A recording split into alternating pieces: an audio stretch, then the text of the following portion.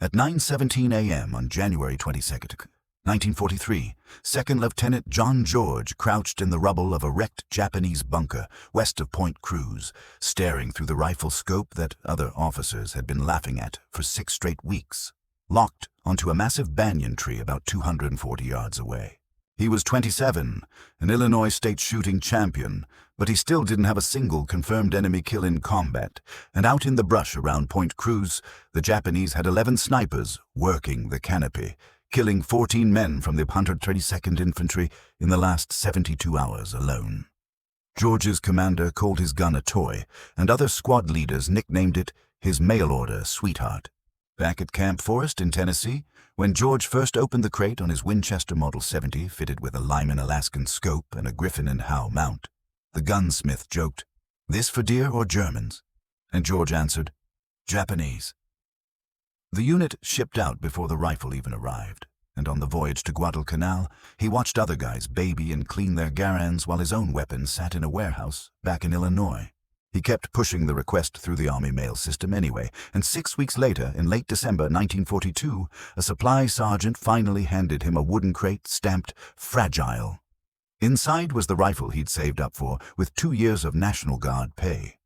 By infantry standards, the Winchester was heavy, and the scope made it heavier, but it gave him what the standard rifles didn't: magnification and precision.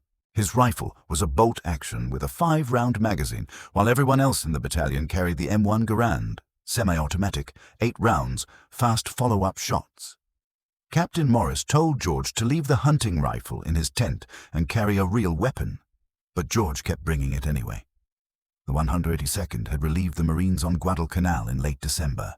The Marines had been fighting since August, taking and holding Henderson Field, but the island still wasn't clean. Mount Austin still loomed, and Japanese troops were still dug into the coastal brush west of the Matanikau River. Mount Austin rose about 1,514 feet, and the Japanese called their fortified position there the Gifu, with roughly 500 men dug into dozens of bunkers. George's battalion attacked on December 17th and fought for 16 brutal days, paying for every yard with 34 dead and 279 wounded, before taking the western slope on January 2nd. And through all of it, George had fired that Winchester exactly 0 times in combat. Point Cruz was different. No bunker lines, no fixed front, just Japanese troops pulling back from Henderson Field and disappearing into giant trees, including snipers with scoped Arisakas who understood the jungle and knew how to wait. On January 19th, a sniper killed Sergeant Davis while he was filling his canteen at a stream. On January 20th, another sniper killed 2 men from Company L on patrol. On January 21st, 3 more died, including 1 man shot through the neck from a tree the patrol had passed twice. That night, the battalion commander called George in and told him the snipers were bleeding the unit faster than malaria, and he wanted to know if that mail-order rifle was actually worth anything. George laid out his track record. Illinois long-range champion in 1939, the youngest winner in state history. Tight groups at hundreds of yards, and the commander gave him until morning to prove it. So George stayed up all night going over the rifle like a race mechanic checks an engine, stripping off the cosmoline from shipping, checking the mounts, and loading 5 rounds of .30-06, the same family of ammo the Garand used. Before dawn on January 22nd, George slipped into position inside the wrecked remains of a Japanese bunker his battalion had taken 3 days earlier, a spot that looked out over the coconut groves west of Point Cruz. Intel said Japanese snipers liked the big trees, especially banyans that could run 90 feet tall with trunks as thick as barrels, because a shooter could climb up before first light and sit there all day without anyone ever noticing. George went in alone. No scout, no radio, just his rifle, a canteen, and roughly 60 rounds on stripper clips, then settled into the broken concrete and started studying the canopy through his Lyman Alaskan scope. It wasn't huge magnification, but it was enough to catch the tiny, unnatural twitch your naked eye would miss, and in a jungle that never truly goes quiet, birds, bugs, distant artillery. George did what great marksmen do. He ignored sound and hunted movement, sweeping tree by tree, left to right, top to bottom, until 9:17 a.m., when he saw it, a branch shifting with no wind, about 87 feet up in a banyan, roughly 240 yards out.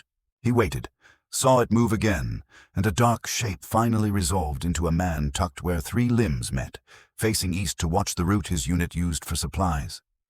George made a small correction.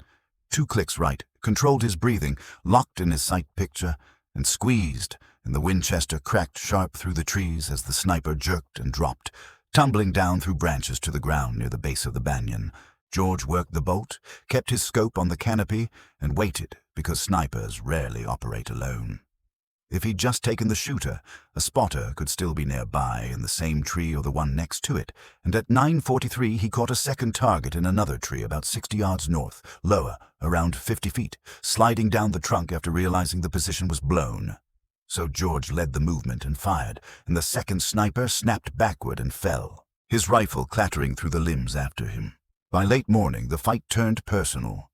At 11:21, a round slammed into a sandbag just inches from George's head, kicking dirt into his face, and he rolled left into the broken bunker wall, waited a few minutes, then eased back into position to scan the southwest where the shot came from.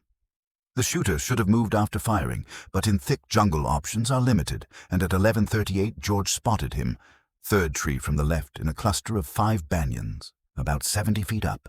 Still on the same tree, just shifted to a new limb, and George put his crosshairs into the shadowed shape and dropped him. By noon, the count was climbing fast, and the whole battalion was talking. Guys who'd mocked the mail-order rifle wanted to come watch, but George refused because spectators draw attention, and attention brings return fire, and after the 5th kill, the Japanese changed tactics. No more obvious movement in daylight. So George spent the afternoon staring into a green wall that looked like nothing but shadows and tricks of light. At 4 p.m., he reported back to Battalion HQ, and Captain Morris wasn't joking anymore. He wanted George back on the line before dawn. On January 23rd, the day opened with hard tropical rain that crushed visibility and turned the jungle into mud, and George waited it out until the downpour eased enough to work. Then at 9:12 he caught the first sniper of the day, smart enough to climb during the rain when the sound covered his movement, smart enough to set up farther out, around 290 yards, because they were learning how George hunted. So George compensated and fired, and the man went down, but that 6th kill triggered a response George didn't expect. At 9:57, Japanese mortars started walking rounds toward the bunker, bracketing the position by flash and sound. First salvo short, second closer, third about to land right on top of him, so George grabbed his rifle and sprinted north along the tree line, diving into a shell hole just as the bunker he'd been using vanished in explosions seconds later. He shifted again, this time behind a fallen log about 120 yards north of the destroyed bunker, where the log gave him cover and a clean lane into the brush, and the duel escalated as the Japanese started sending more shooters, now hunting him the way he'd been hunting them. It wasn't target practice anymore. It was a two-way fight, and George kept winning it, dropping the 7th at 2:23 p.m. and the 8th at 3:41 p.m., the last one so high, 90 feet or more, that he stayed invisible until a change in light gave him away as a faint outline against the sky. At 5 p.m., Morris called him in. George had been in position for 9 hours, and he reported 8 confirmed kills in 2 days. 12 shots fired, 8 hits, 4 misses, then got ordered back out again for January 24th. That night, George cleaned the Winchester and did the math. There had been 11 Japanese snipers in the Point Cruz area. 8 were gone, 3 remained, and the last 3 would be the toughest. The ones who'd survived long enough to learn his rifle, his habits, and his look. So he loaded 5 fresh rounds, tried to sleep, gave up around 3 a.m., and sat with the rifle across his lap while the rain started again. By 5:30, the downpour was heavy enough that early movement got delayed, and George used the weather to break his pattern. No bunker, no fallen log. He chose a spot the Japanese wouldn't expect, a big rock cluster about 70 yards south of his old position, near an abandoned marine machine gun nest from December, because it gave him solid concealment and overlapping fields of fire into the brush. When the rain thinned and visibility opened, he went back to work, and at 8:17 a.m., he spotted sniper number 9, low on a palm about 190 yards out, only 40 feet up. An unusual choice, because most snipers climbed high for the view, but this one used the palm fronds like natural camouflage. From George's higher angle behind the rocks, he could see down into the fronds just enough to catch the dark edge of a shoulder and head. He started to press the trigger, then stopped because something felt wrong. After 3 days and 8 kills, the remaining snipers wouldn't make an obvious mistake unless it was bait, so George lowered the rifle and methodically scanned the area around that palm, checking every likely hide within about 300 yards, and 11 minutes later, he found the real danger. A banyan roughly 80 yards northwest of the palm, way up around 90 feet, perfectly masked by limbs and vines. With a clean view of the spot, George used to favor behind the fallen log. The sniper wasn't watching the rocks. He was watching where he believed George would show up. George had 2 problems. If he shot the real sniper first, the muzzle blast would reveal his true position and, with a bolt action, the enemy might shift before he could cycle another round. But if he did nothing, that sniper would eventually realize the fallen log was a dead trap and start actively searching for George. So George flipped the script, shot the easy target on the palm to spring the reaction, immediately snapped his scope to the hidden banyan, caught the slightest turn as the real shooter tried to pivot toward the sound, and fired before the man could settle, dropping him and his rifle in one clean sequence. Now George knew he'd shown his hand to anyone watching, so he moved fast, sliding east along the rocks into a drainage ditch and pressing into the mud, and at 8:34, a Japanese machine gun ripped the rock position he'd been standing on just seconds earlier, chewing stone into dust for a long burst before going quiet. George waited, then shifted again to a water-filled crater about 100 yards farther east, sat chest-deep in rainwater, braced the Winchester on the rim, and kept scanning, because 10 snipers were now confirmed down and only 1 remained. The smartest, the most stubborn, the one who'd watched 10 teammates die and now understood this hunt ran both directions. And at 9:47, George finally caught the truth. The last sniper wasn't up in the trees at all. He was on the ground, moving, low and careful, about 60 yards to the south, crawling through ferns and vines toward the rocks where he thought George still was. George didn't move an inch, because his view was bad and the crater lip blocked the approach. To take the shot, he'd have to rise, and the second he rose, he'd be exposing himself to the one man left who was still alive precisely because he knew how to make the other guy slip up. At 9:52, the last Japanese sniper froze about 40 yards from the rock cluster, staring hard for any sign of movement, and George simply watched and waited, because patience is the whole core of sniping, letting the clock run instead of forcing a bad shot. At 9:58, the sniper started crawling again, closing the distance. 35 yards, 30, 25.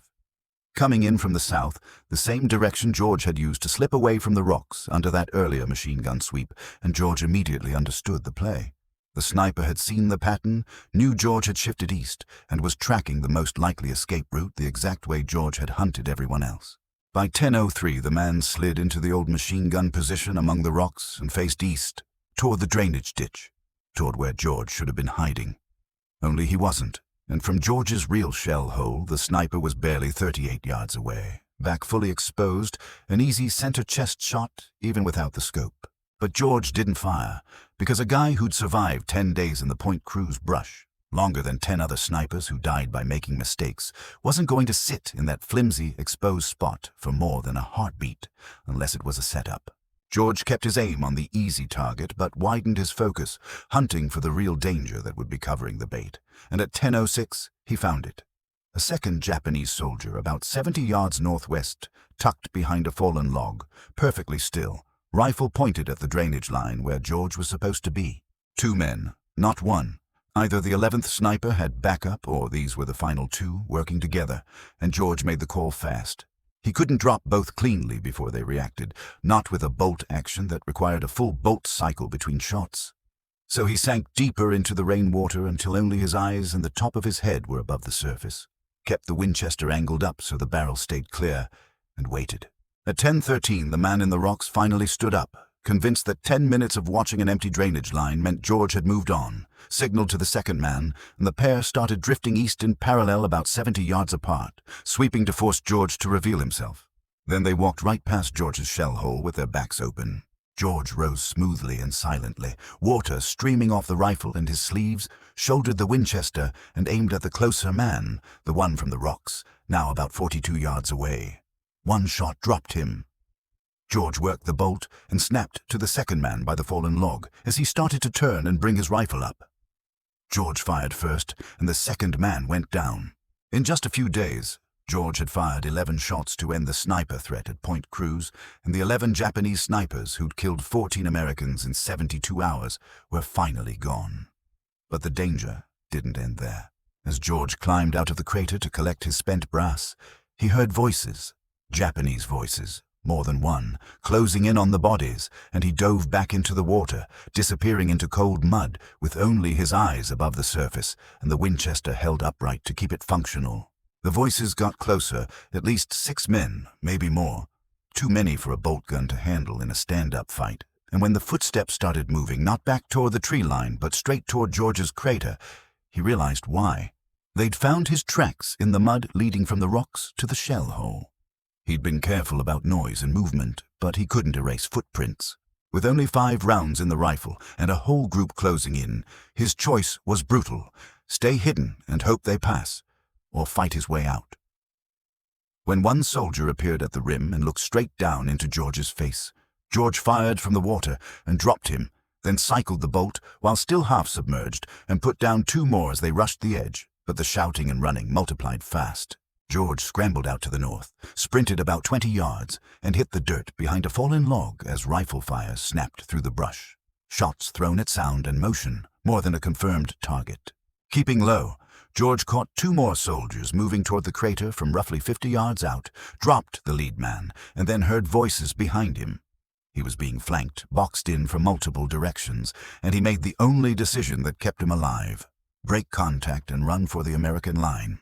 He grabbed the Winchester and sprinted north through vines and branches, bullets cracking into trees and dirt around him, then dove into a second shell hole. Dry this time, held still, listened, and realized they weren't chasing. They were clustering back around the dead. George checked the rifle. Mud on the stock, water still dripping off the barrel, counted 2 rounds left and realized his stripper clips weren't on him anymore. They were in his pack, and his pack was back near the first water-filled crater. At 10:47, he stopped running and started moving smart, low, slow, using brush and terrain, working northeast toward the American perimeter through an eerily quiet jungle until 11:13, when he finally hit friendly defenses and a Marine sentry stopped him long enough for George to identify himself and get waved through. He went straight to Battalion HQ and gave Captain Morris the full story. 11 snipers eliminated in 4 days, 12 shots fired at snipers with 11 hits, then a close-range run-in with infantry where he fired 5 more times and dropped 3 attackers before escaping. And when Morris asked about ammo, George said he had 2 rounds left. When Morris asked about the rifle, George said it still worked, but needed a serious cleaning because mud had gotten into the action and water had gotten into everything. Morris told him to clean the gun and sleep because the battalion was shifting east and Point Cruz was no longer the priority. Japanese forces were withdrawing from Guadalcanal, and intel suggested they'd be gone within 2 weeks. So George went back to his tent, broke the rifle down, spent 2 hours cleaning every part and swabbing the barrel until it was right, reset his sight picture, loaded 5 fresh rounds, and then got an unexpected order to report to Division HQ, half expecting a reprimand for operating alone with a personal rifle. Instead, he walked in to find Morris and other officers waiting, including Colonel Ferry, the regimental commander, and Ferry asked him one question. Could George train other men to do what he'd just done? George said he could try, but it would take time, scoped rifles, and shooters who were already good. And Ferry told him the division had 14 Springfield rifles fitted with unearthed scopes left behind by the Marines, plus 40 men in the regiment who'd qualified as expert marksmen before shipping out.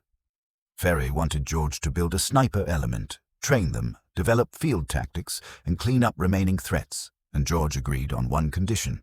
He got to keep his Winchester Model 70. Ferry said yes. The Winchesters stayed with George. The Springfields went to the trainees. Training began on January 27th at a makeshift range a couple miles east of Henderson Field, and George started from the basics. Breath control, trigger squeeze, reading wind, building a stable rest out of rocks, logs, sandbags, anything, because the jungle rarely gives you a perfect shooting position. After 3 days of drills with targets from 100 to 400 yards, moving targets and partially obscured silhouettes, 32 of the 40 could reliably hit a man-sized target at 300 yards under field conditions, so George organized them into 16 two-man teams.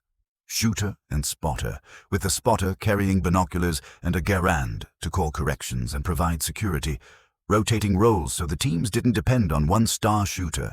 On February 1st, George took 4 teams out for their first real mission, clearing Japanese activity west of the Matanikau. Because intel said small pockets still lingered, not always trained snipers, sometimes scattered infantry who hadn't made it out yet, and with a spotter named Sergeant Hayes, George set up high ground overlooking a Japanese supply route and went back to what had worked at Point Cruz. Stay invisible, stay patient, and make every shot count. On February 1st, just after first light, George and his spotter, Sergeant Hayes, set up on high ground overlooking a Japanese supply route west of the Matanikau, and around 7:20 a.m., a lone Japanese soldier stepped into view. Hayes confirmed him through binoculars. George fired, and the man dropped. Then George worked the bolt and scanned for a second target that never showed. Over the next 6 hours, George's team kept engaging as opportunities appeared, firing 8 rounds total for 6 confirmed kills, with 1 miss blamed on the wind, while 3 other 2-man teams reported similar success. By the end of the day, they'd accounted for 23 Japanese soldiers with 0 American casualties. The sniper team stayed active into early February, and by February 9th they had 74 confirmed kills. A deliberately conservative count, only credited when the body was actually seen. At the same time, Japan's evacuation of Guadalcanal accelerated, with destroyers pulling troops out at night from Cape Esperance on the island's western tip, U.S. Forces pushed west to cut off the withdrawal, but Japanese rear guards were disciplined and dangerous, so George's teams were tasked with removing the men covering that escape. On February 7th, near the Tanambogo River area, George finally got hit, shot through the left shoulder, spun, went down hard, and Hayes dragged him into cover and called for medics. The wound was serious but not fatal, the round tearing through muscle without shattering bone or hitting major vessels, and George was evacuated to a field hospital near Henderson Field, where he was cleaned up, stitched, and told he'd recover but would be out of action at least 3 weeks. He spent about 2 weeks in the hospital, and during that time, the Japanese completed their withdrawal. On February 9th, American troops reached Cape Esperance and found it empty, effectively ending the campaign. In 12 days, George's sniper element had produced 74 confirmed kills with no losses during their sniper missions, and the division took notice. Colonel Ferry recommended George for a Bronze Star, but George's war wasn't over. While he was still recovering, Pacific Command issued an order looking for experienced Army officers for a new secret assignment in Burma, and George volunteered. In March, he boarded a transport heading west across the Pacific, with his Winchester Model 70 sealed in a waterproof case and the scope wrapped in oilcloth, knowing only that the mission would involve deep jungle warfare, long-range patrolling, and operating behind Japanese lines, the kind of work where a disciplined marksman could make a difference. He reached India on April 3rd and, along with roughly 200 other officers, was briefed on a new long-range penetration unit of about 3,000 men, soon known as Merrill's Marauders, officially the 5307th Composite Unit, already training for jungle survival, fast movement, and living without supply lines, modeled in part on British Chindit operations. George was assigned to the 2nd Battalion. On paper, he was a rifle platoon leader because the Army still didn't have a formal sniper specialty, but Ferry's recommendation followed him, and commanders understood what he could do with a rifle. The heat, humidity, and limited visibility in central India echoed Guadalcanal. But Burma would be worse. Steeper terrain, heavier rains, and an enemy that knew the ground better than any Americans. And, because weight mattered on multi-week patrols, George adjusted his setup, swapping the heavier Lyman Alaskan for a lighter Weaver 330 with similar magnification to shave ounces that would add up over long marches.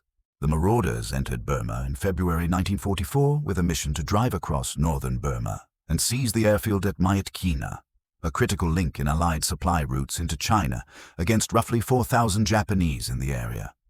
The unit advanced on foot through mountains, rivers, dense jungle, and minimal trails, hauling supplies on backs and pack animals without artillery or vehicles, just rifles, mortars, and speed.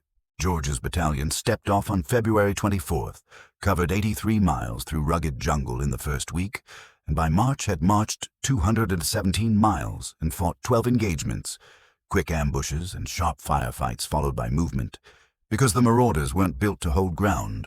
They were built to keep moving, disrupt supply lines, and create chaos behind enemy positions. George used his Winchester only 3 times on the campaign, dropping an officer around 412 yards, knocking out a machine gun position around 380 yards, and eliminating a sniper around 290 yards who had pinned down a patrol. 3 shots, 3 kills, and he almost never fired twice from the same spot because the Winchester's report was distinctive, and even 1 shot could give away a position, while a second shot gave the enemy time to lock onto him, so he lived by a hard rule. Shoot, then move, immediately. The push toward Guadalcanal lasted 3 months, and by late May, the unit was worn down more by disease than bullets. Malaria, dysentery, typhoid, until they seized the Guadalcanal airfield on May 17th. A major success bought at a brutal cost that left the unit nearly combat ineffective.